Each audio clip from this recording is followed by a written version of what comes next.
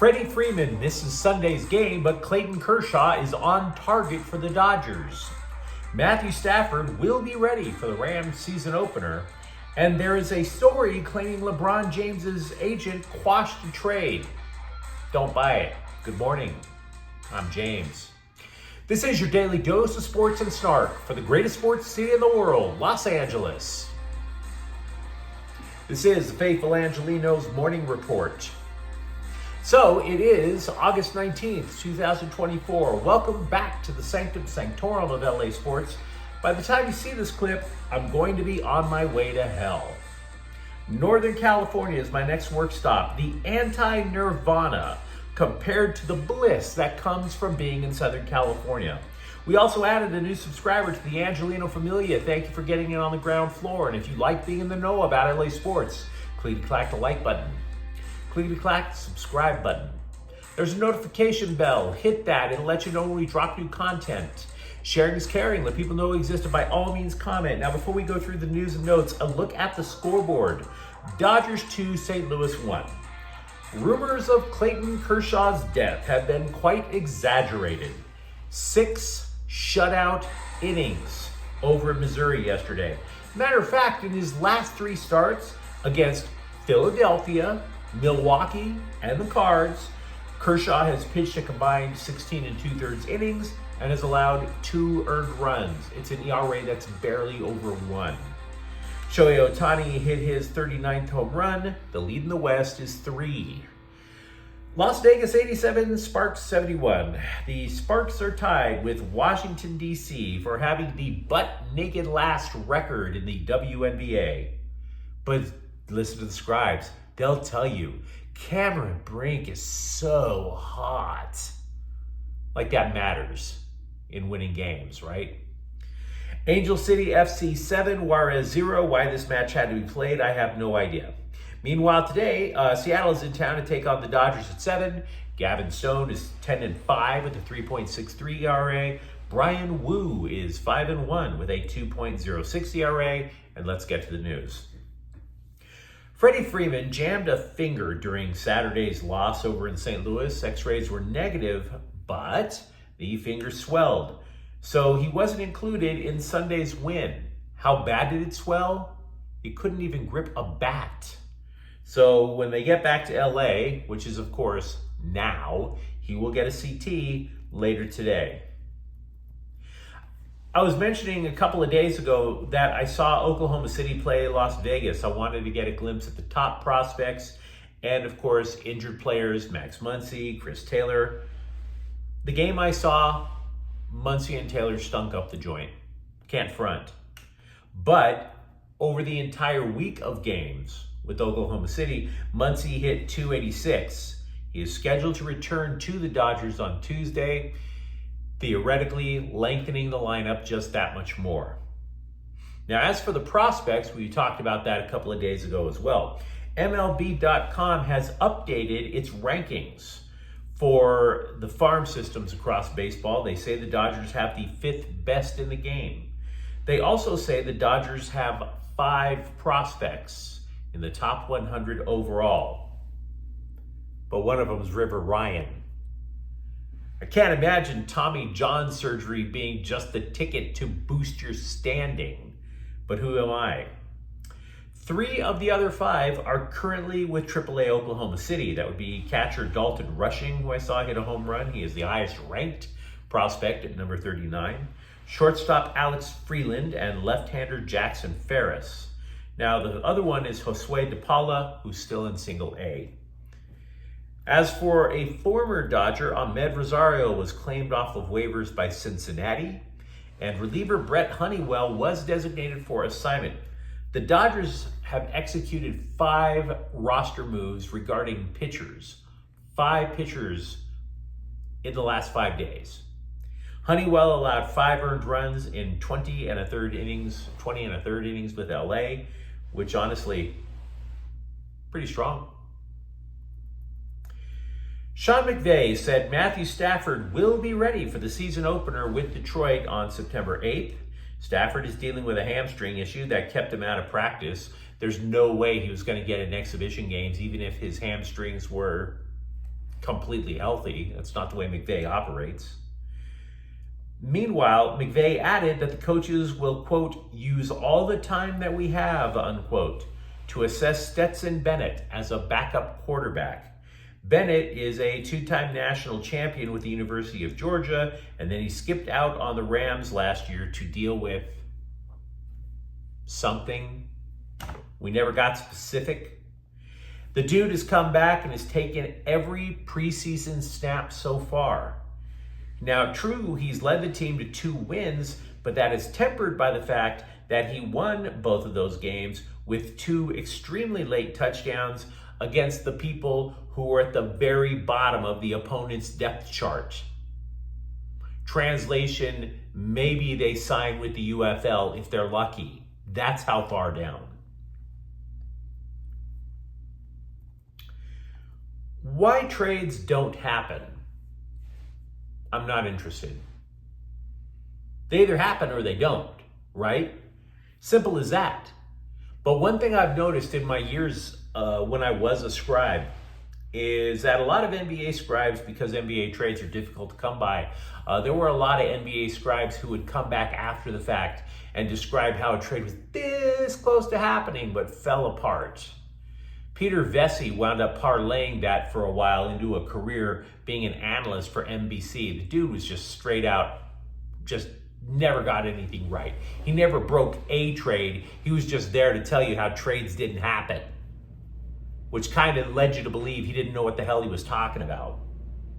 Well, former ESPN Mark Stein claimed that LeBron James's agent, Rich Paul, quashed a trade that would have sent his client to Golden State just before the NBA trade deadline during last season. Quote, sources say Paul implored both teams to scrap the concept despite some owner-to-owner dialogue between the Warriors' Joe Lacob and the Lakers' Jeannie Buss, and Green's determination to lobby James to push for relocation to the Bay Area, largely because he wanted to insulate James from potential backlash over switching teams for the 4th time in his career, unquote. Now, I don't know if I'm the first guy to call this story a steaming pile of turd, but this story is a steaming pile of turd. It is. There's a bunch of reasons why. The primary one being that LeBron James is a made man. He is an untouchable.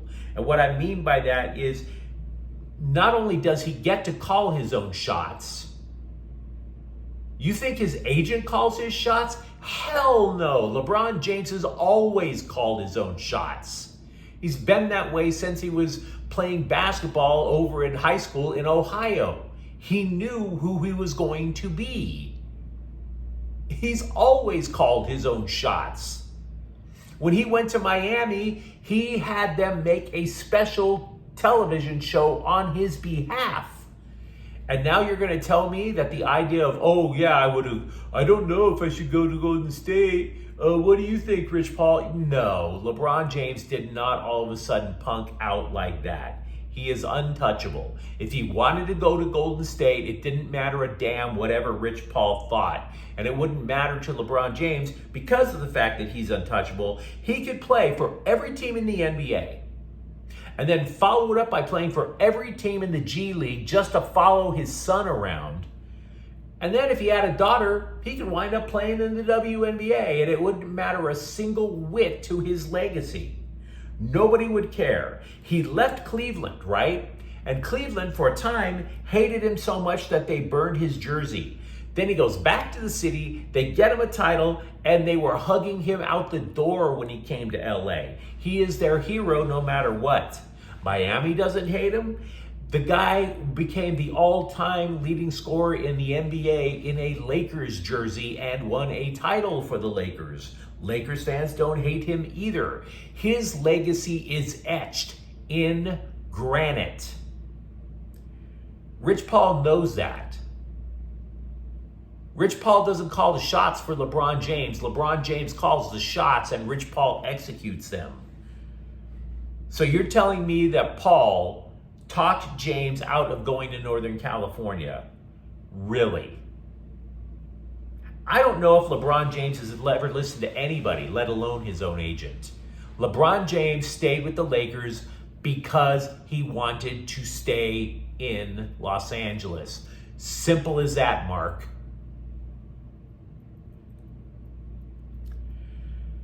Scribes are aghast. Nay, I would say aggrieved to their very core that Easton Stick not only remains on the Chargers roster, but will start in the final preseason game. To which I say, what did you expect, right? But as for the rest of the team, there are some notes that you should be interested in considering if you're a Chargers fan. JT Woods may be in line for a position change. He was drafted as a safety. First few years he played safety. He wasn't particularly adept at tackling. There were times he looked a little lost out there. But Saturday against the Rams, he played the majority of his snaps at cornerback. And Scribes also noticed at practice in the last week, he was lining up to the outside, not as a safety. So, looks like a change in the works. If you are wondering how Brendan Rice, formerly of USC, is faring, the guy did not have a reception on Saturday. He is in a tussle with Simi Fehoko for the last wide receiver spot on the roster. Fehoko also plays special teams, so Brendan Rice may be the odd man out.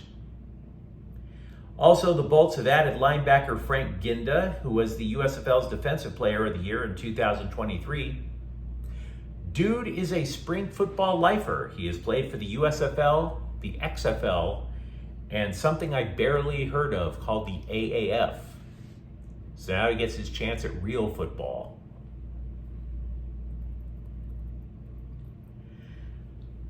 Meanwhile, at Heritage Hall, I've asked myself more than once why Eric Henderson would leave a fine job, one with a good combination of success and challenge, because he was the defensive coach with the Rams, to go over to USC.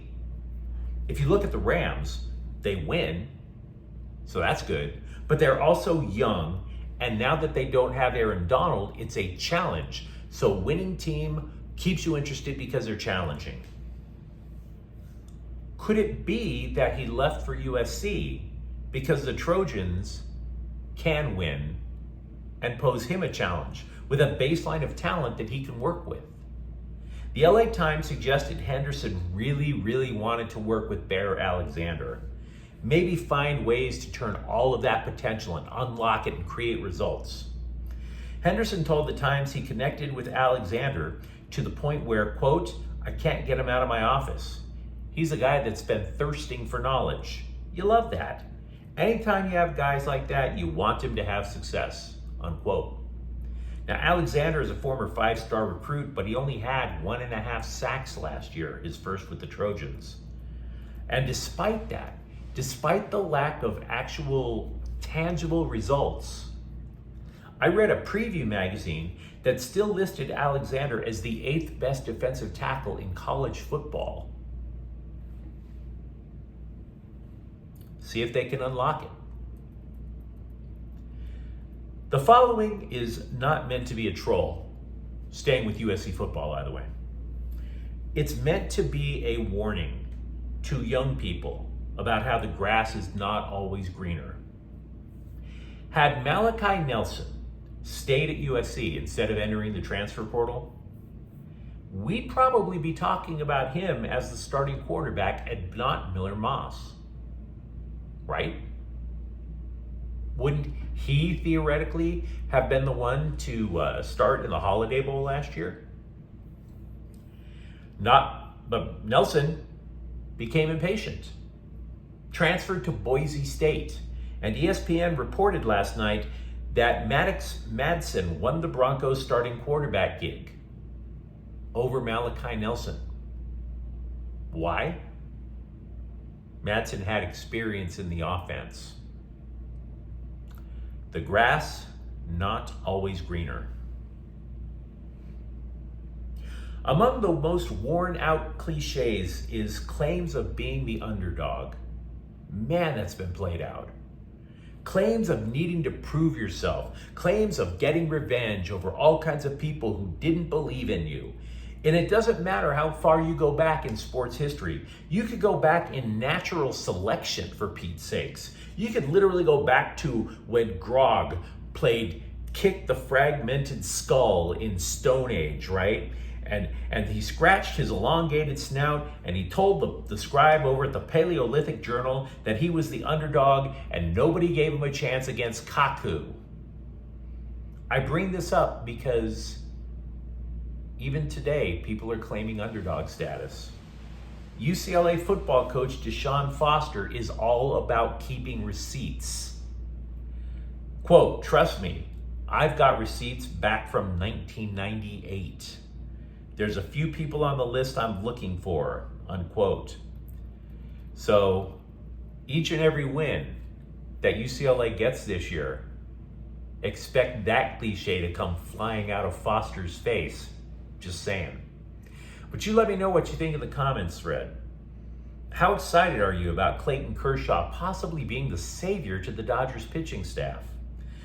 How relieved are you that Matthew Stafford will be ready for the Rams preseason opener? And if you enjoyed the content, don't forget to subscribe to Faithful Angelenos. We are talking LA sports every single day here. Thank you for watching. I'm James. We'll be back tomorrow. Faithful Angelenos is a Kian Cortel Queso production. Take care.